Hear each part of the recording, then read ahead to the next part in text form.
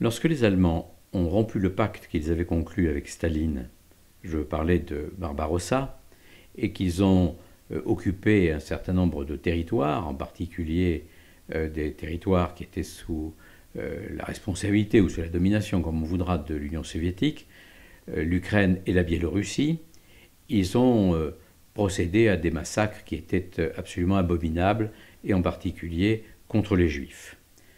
Entre 1941, début de Barbarossa, et 1943, grosso modo, les Einsatzgruppen de sinistre mémoire se sont répandus sur ces territoires et ont organisé des massacres systématiques d'hommes, de femmes, d'enfants et de vieillards. Cette histoire-là, elle est assez bien connue.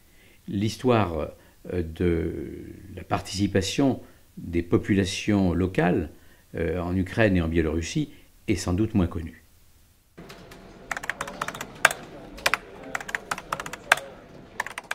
On peut parler de massacre de voisins, comme le fait le titre, parce que au massacre relativement anonyme des camps de concentration et des camps de la mort de la Shoah s'ajoute la participation de populations qui sont extrêmement antisémites en Ukraine et en Biélorussie, et souvent il s'agit de gens qui connaissent leurs victimes, qui vont profiter de l'aubaine pour les dépouiller, mais qui vont participer à des massacres sanglants à l'aide d'armes à feu, et ce sont des centaines de milliers de juifs qui vont être tués par des gens qu'ils connaissent, qu'ils croisaient dans la vie quotidienne jusqu'alors, et cela révèle évidemment l'antisémitisme considérable, puissant, que l'on retrouvait dans ces régions depuis fort longtemps déjà.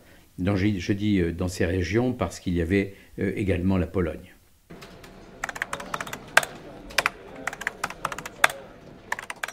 C'est possible parce que l'antisémitisme, je viens d'y faire allusion, était très ancien.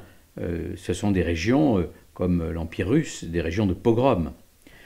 Mais également parce que depuis la Première Guerre mondiale, depuis l'entre-deux-guerres, la violence est devenue quelque chose de très courant dans l'histoire du monde, et que même les civils qui ont été, pour beaucoup, victimes de violences, même les civils, ont recours à une violence qui est inimaginable.